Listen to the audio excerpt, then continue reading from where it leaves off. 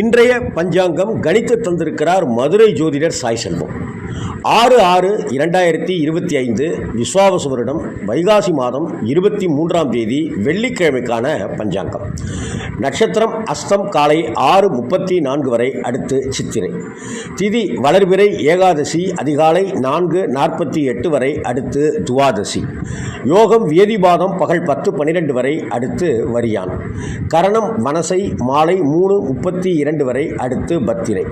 சூலம் மேற்கு, பரிகாரம் வெள்ளம். ராகு காலம் 10:12, யமகண்டம் 3:4, குளிகை 7:09. சுப நேரங்கள் 9:30 10:30, சாயந்தரம் 4:30 5:30, இரவு 6:30 7:30. சந்திராஷ்டமம் இரவு 8-6 வரை கும்பராசிக்காரர்களுக்கு சந்திராஷ்டமம்.